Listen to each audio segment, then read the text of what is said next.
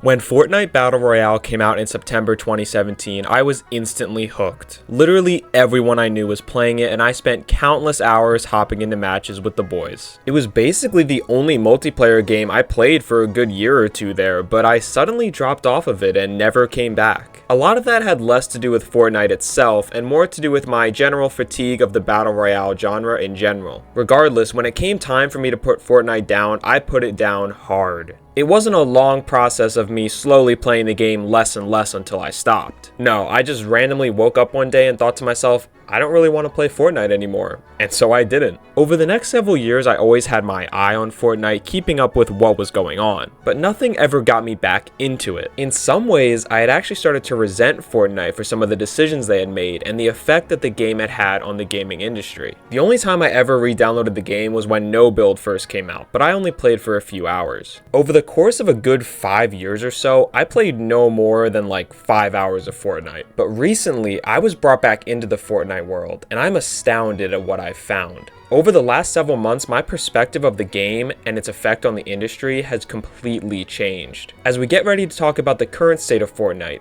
allow me to take you on a quick trip down memory road. The year is 2017, and there is a new genre of video game dominating the market called Battle Royale. These games, resembling something like the Hunger Games, drop a set of players into a map where they have to loot for weapons and items and fight. The game continues until only one person or one team is left standing. The most popular Battle Royale games at this time were games like H1Z1 and PUBG. Not only did these games have insanely high player counts, but they also dominated the gaming content world on platforms like Twitch, with all of the big streamers playing them constantly. If you were a PC gamer back in 2017, you no doubt played Battle Royale games. But there was one part of the gaming community that was left out of the fun, and that was console players. Back in 2017, Battle Royale games had yet to hit the console market in a meaningful way. The console versions would come much later than the PC release. And even after they did release on console, it was often a significantly worse version. So that's why when Fortnite Battle Royale released on PS4 and Xbox One, it was a pretty big moment. These console versions would be released right alongside the PC version, and these console versions were actually well made. I actually still remember the very first time I saw Fortnite Battle Royale. It was on Tim the Tatman's stream. Tim was my go-to streamer back in 2017. I used to watch him play Overwatch every single day. But one stream, he suddenly booted up this weird-looking game called Fortnite Battle Royale. I think it might have been a sponsor or something. And it's funny because I remember his chat shitting all over it. They thought it looked terrible, calling it Lego PUBG and stuff like that. It also didn't help that Fortnite wasn't the prettiest looking game in its early stages. But I was intrigued by the game. It looked different from its Battle Royale competitors on the market. And then I found out that the game would be coming to PS4 on the same day as its PC release. Now at this time, I didn't own a gaming PC. I was strictly a PS4 player, as were all of my friends. So seeing a brand new Battle Royale game coming out that we could actually play was super exciting. And I think this console version is a very underrated aspect of Fortnite's massive success. I remember texting my group chat and saying we had to play this game because I thought it was going to be huge. Now I know that sounds like a LeBron James level lie, but I really did. I just can't find the text. But no, seriously, I did think the game looked fun and could be successful, but I never could have predicted the heights that it would reach. Fortnite released and became an immediate smash hit. It felt like everyone in the world was playing it. Going into school, it was all anyone wanted to talk about. We all posted pictures of our victory royales on our Snapchat stories. We all sat in class watching Fortnite streams on Twitch with our phones under the desk. And then we would go home and play for hours. It was a truly magical time. The original days of Fortnite are some of my fondest gaming memories ever. Having this new game that was universally loved, with everyone playing it and learning it at the same time, was really special. None of us were particularly good at the game. Building a ramp with a wall in front of it was everyone's go-to strat. And even the players seen as the best of the best would just build simple towers going straight up. But there was a peaceful simplicity to it all. And as the years went on, the game started to lose that feeling. After playing hundreds of hours of Fortnite over 2 years, I really started to hit my breaking point. Part of that was because of the way the meta of the game had evolved. As the game became more and more competitive,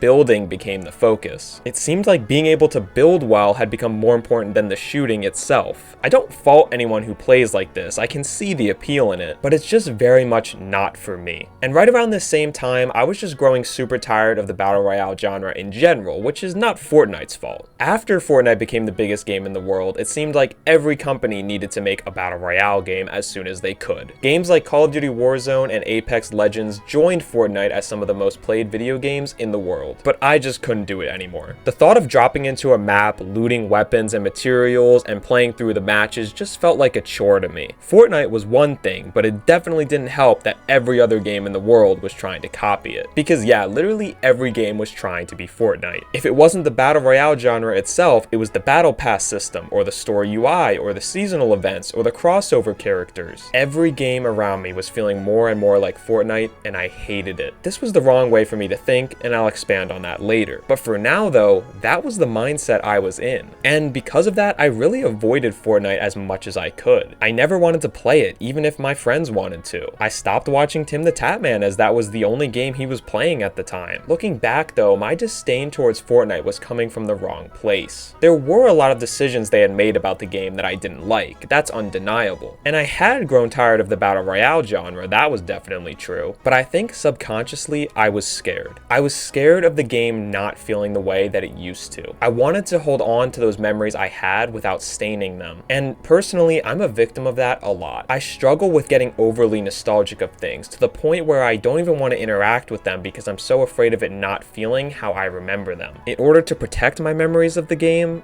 I had decided I was never going to play Fortnite again. As I mentioned earlier, I did hop back in when they first released No Build, but I only played a couple hours. But just recently, in the last several months, I came back to Fortnite. As it turns out, my girlfriend is a really big fan of Fortnite, and after a few weeks, or maybe a few months of begging me to play, I finally agreed. This just so happened to coincide with one of Fortnite's biggest updates ever when they added the new game modes. This was the update where we got Rocket Racing, Lego Fortnite, and Fortnite Festival. These game modes were the first thing that really opened my eyes to how unfairly harsh I had been on Fortnite over the years. Because these modes, and so many other examples, show the way that Fortnite has been pushing this industry forward for years. One of the major things I remember from Fortnite's initial release was when they first added crossplay to the game. If you weren't in tune with the gaming world during 2018, then you probably don't realize how big of a deal this was. Crossplay is when players on one platform can interact with players on a different platform. So the easy example to give would be someone playing Call of Duty on a PlayStation can get put in matches with people playing on an Xbox. This did not used to be possible. In fact, many saw it as a pipe dream, something that would never actually happen. But nowadays, crossplay is the norm. People expect it. If a multiplayer game doesn't have crossplay, it's actually a surprise. That is a massive change, and a lot of that is thanks to Fortnite. In 2018, crossplay was beginning to become more accepted by the console manufacturers, with one exception, and that was PlayStation. Sony was very hesitant to allow for cross-platform play. They claimed many different excuses, such as the safety of players interacting with those outside of the PSN ecosystem. But the reality was just that PlayStation was the market leader at the time, and therefore had no reason to bend to the other platforms. However, public pressure on Sony was ramping up, with people getting very tired of their restrictions. A majority of that public pressure came from the Fortnite community, because crossplay had already been enabled across PC, Xbox One, and Nintendo Switch. But crossplay on PS4 was restricted, with players on PS4 only being able to play with PC, and not Xbox or Nintendo. Players and Epic Games themselves continued pestering Sony until they finally gave in on September 26, 2018. This marked a massive day in gaming history, as the final domino had fallen, giving us full cross-platform support. Other multiplayer games began to follow suit in the coming years, adding cross-platform play to games like Call of Duty or Rocket League. And nowadays, basically every multiplayer game has full cross-platform play. In my opinion, it's one of the best things to happen to the gaming industry in recent history. Crossplay is so much fun, allowing you to play with anyone and everyone. Long are the days of worrying about if your friends owned the same console as you. And cross-platform play can help keep multiplayer games alive and thriving for longer, because the player base is larger that way. You aren't restricted to just one console's pool of players, you have everybody. Fortnite's popularity and market dominance forced PlayStation's hand, and I'm not sure that we would have seen the advancements in crossplay that we have today without Fortnite. I'm extremely thankful to Epic Games for pushing the industry forward in this way. And if you've ever played a game with your friends on a platform different than yours,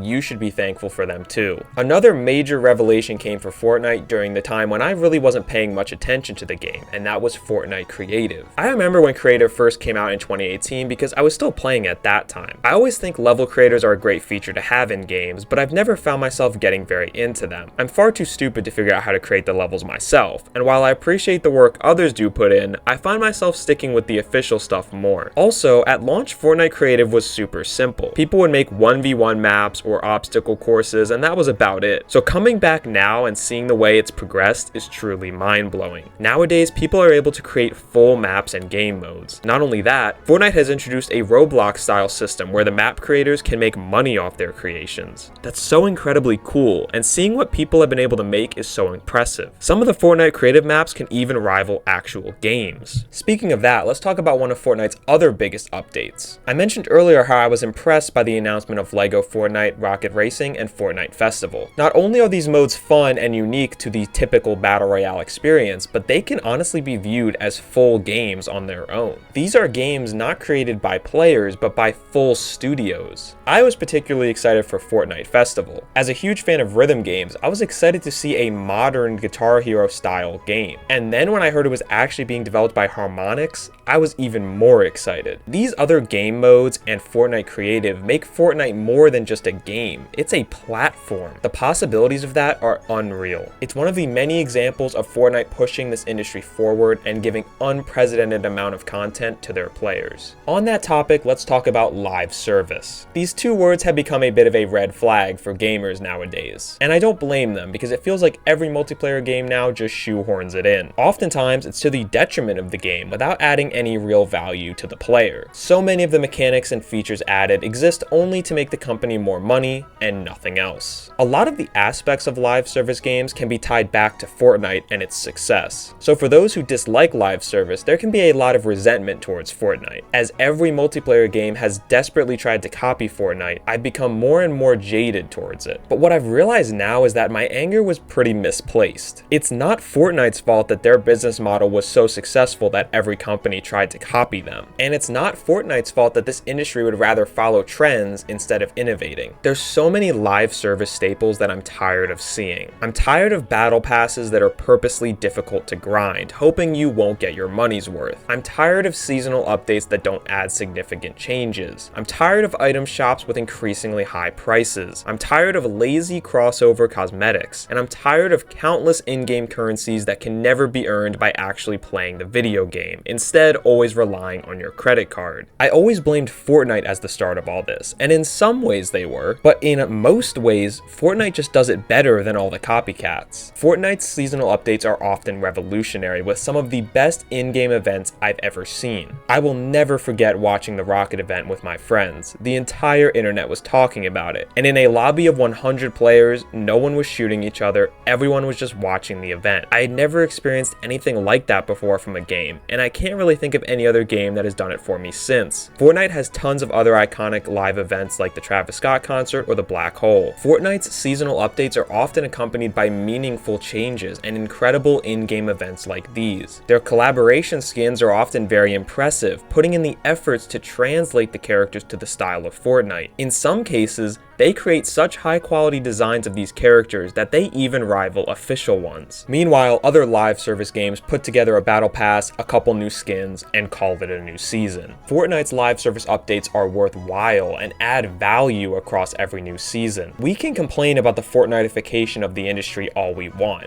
but I don't think that's actually the problem. The problem is companies taking shortcuts and doing lesser versions of what Fortnite is doing. Seeing everything Fortnite has to offer now really opened my eyes to how unfairly I had judged this game for so many years. Did the industry copy Fortnite? Absolutely. But when I ask myself whose fault really is that, I quickly realized that it's not the fault of Fortnite or Epic Games. This new perspective allows me to enjoy Fortnite for what it really is. And my experience has been great. It's far from a perfect game with a lot of features that really get on my nerves, such as some of these seasonal items they add. But the game itself is still a great time, and I often find myself having that one more game mentality where I never want to stop playing. The game may not be the same as it was when I was playing it as a high schooler, but that's okay. Now I'm making new memories with the game, and those have been pretty great too. I guess my main point for this video is that if you're someone like I was who looks down negatively on Fortnite, you may want to reconsider what it is you're really mad at and give the game another chance. You may be surprised by what you find.